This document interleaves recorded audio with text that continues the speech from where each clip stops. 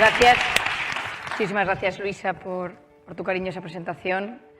Una alegría estar compartiendo este panel con ella, con Fátima y con Irache, que cualquiera que me conozca sabe que muchas de las cosas que ha dicho me absolutamente apasionan.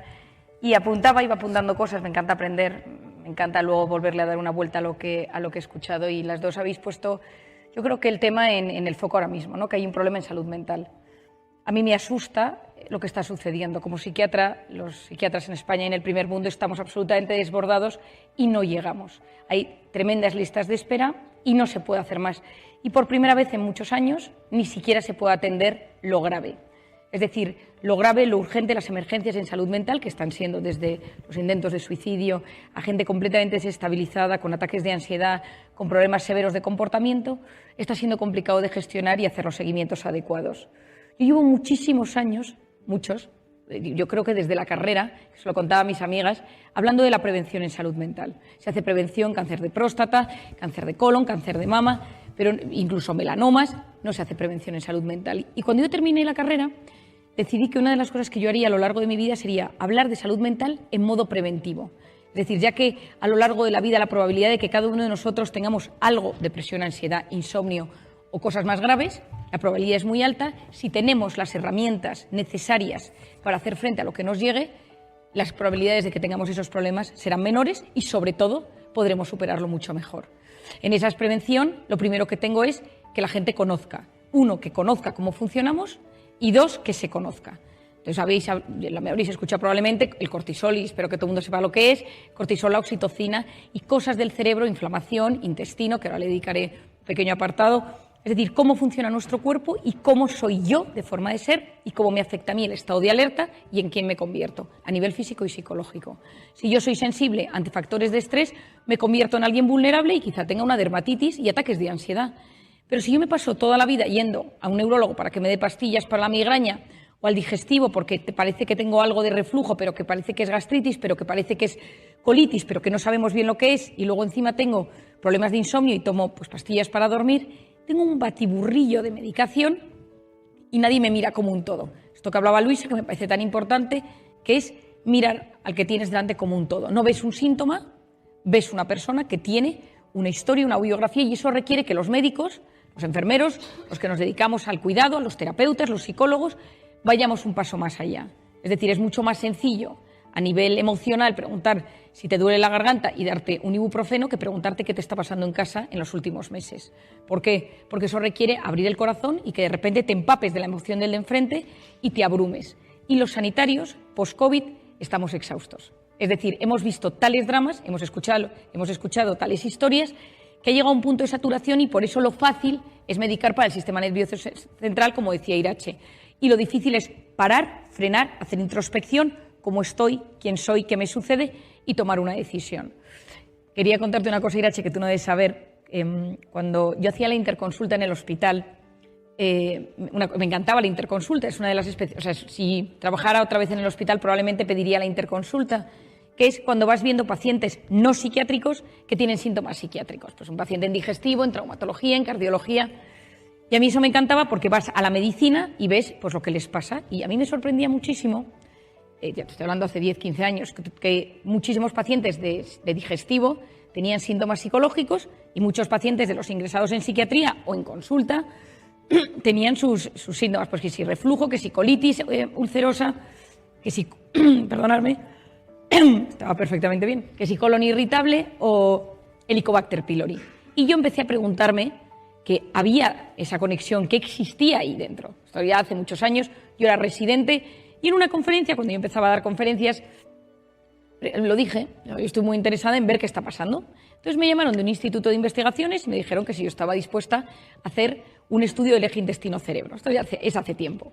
Yo era muy joven, pero yo siempre tenía muchas ganas y mucha fuerza, y lo que tenía que hacer era pedir una muestra de heces a mis pacientes y luego medir sus niveles de ansiedad y depresión y ver qué pasaba. Nadie me dio sus heces, nadie se fiaba de mí. La gente iba a su médico de cabecera y le decía: mi psiquiatra me ha pedido las heces. No te fíes. Iban a otro psiquiatra y le decía: es que hay un psiquiatra que me ha pedido heces. No se las des. Entonces la gente no me dio sus heces para hacer este estudio, más que una paciente que se fió de mí, me dijo: mira, María, no lo entiendo, Y yo decía, nos estamos perdiendo algo muy gordo. Aquí está sucediendo algo, el 90% de la serotonina que llega al cerebro se absorbe a través del intestino y, por lo tanto, si estás dando a todo el mundo Prozac o cualquier inhibidor de la recaptación de serotonina, que son todos los antidepresivos que alguno ha tomado o toma sus familiares o amigos, algo está sucediendo porque eso no está llegando bien al cerebro. Entonces, una amiga mía que es internista me dijo, bueno, pues yo me encargo de pedir las heces y tú haces la parte cerebral. Y entonces ahí empezamos a descubrir, y entonces salió de todo, ¿no? De inflamación, SIBO, los trastornos de permeabilidad, pues los cambios, las bacterias, los parásitos. Y yo pido a día de hoy estudio de heces a mis pacientes. Es decir, esto que ha dicho Irache es completamente cierto. Estamos en un momento donde el segundo cerebro, a mí no me quites mi primer cerebro, pero el segundo cerebro efectivamente son los intestinos, y si tienes bien el aparato intestinal vas a estar muchísimo mejor. Y lo segundo que quería puntualizar es lo del omega 3. Cuando yo escribí cómo hacer que te pasen cosas buenas, di 5 tips para bajar el cortisol, ¿no? Que no sube el cortisol, que nos baja el cortisol. Y entonces leí mucho sobre alimentación. Y cuando te metes en el mundo de la alimentación, puedes enfermarte. O sea, es tal la información que hay. Yo que he leído pues, más de 10 libros de estos extensos, tengo esquemas hechos en casa, pero a la hora de divulgarlos generas mucha tensión en el oyente. ¿Por qué? Porque te das cuenta, 1, de que comes muy mal, 2, de que tampoco puedes cambiar tu vida, la chía, al kombucha, a todos los alimentos nuevos, y todo lo que tomas está malo. Y descubrí también el omega 3. Yo lo descubrí por un tema personal. Yo somatizo en la boca y mi boca tiene siempre problemas. He tenido tropecientas cosas en la boca. Y una amiga mía me dijo un día, que se dedica a temas de nutrición hace 10 años, toma omega 3. Y de repente dejé de ir al dentista. Yo iba todas las semanas y tengo todo tipo de cirugías en la boca. Y mi dentista me dijo, algo ha cambiado en tu boca y necesitamos investigar qué es. Yo ni caí que podía ser el omega 3, porque era una cosa que me tomaba por las mañanas. Yo le decía, he cambiado de pasta, de alimentación, hasta que un día dije por la mañana, el omega 3. EPA y DHA, antiinflamatorio, recubre las neuronas, mejora la visión. En el embarazo, bueno, tiene tropecientas temas y, por supuesto, el tema intestinal. Yo a todo el mundo les recomiendo de todas las maneras posibles que tome omega 3, ellos, sus padres, sus hijos, toda la vida. Es decir, es algo que nos protege y sabemos hoy en día que es un protector para las enfermedades neurodegenerativas. Por lo tanto, no venía a hablar de esto, pero es que necesitaba decirlo, venía a hablar de otra cosa, pero que la voy a decir también. Y entonces, creo que de todo lo que hemos hablado, primer punto, problemas en salud mental. Segundo punto, hay que hacer prevención. No hay que tener miedo de hacer prevención. Yo estoy yendo a empresas, monté con mis hermanas hace unos años la empresa Ilusio, con un socio y mis 3 hermanas, 2 consultores, mi hermana psicóloga y yo psiquiatra, en el que decidimos que íbamos a entrar en las empresas a hablar de estos temas.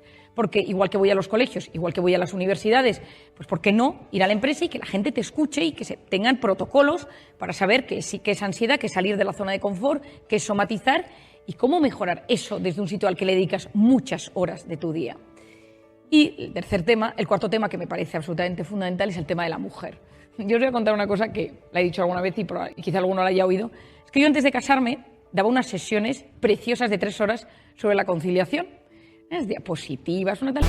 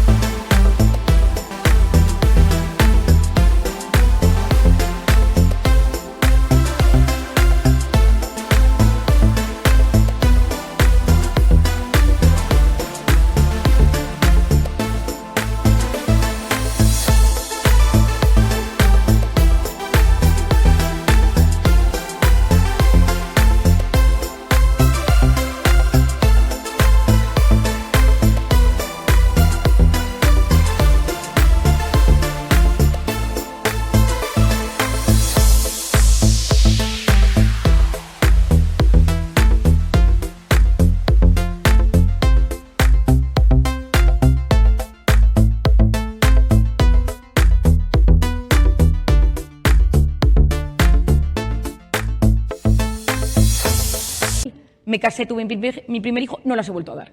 Porque lo veo y digo, es que no se puede decir, porque esto no es real.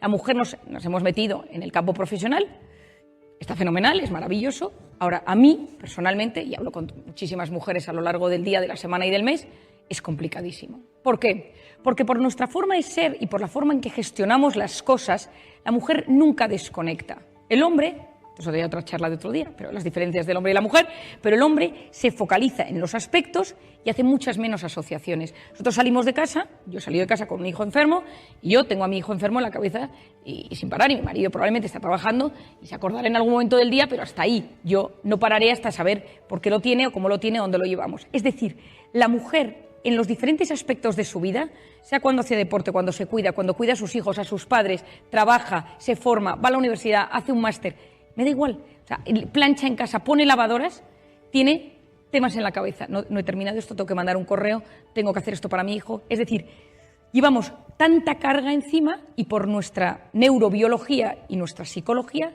eso es muy difícil de quitar. Por mucho que nos digan, desconecta, enfócate, somos así neurobiológicamente hablando.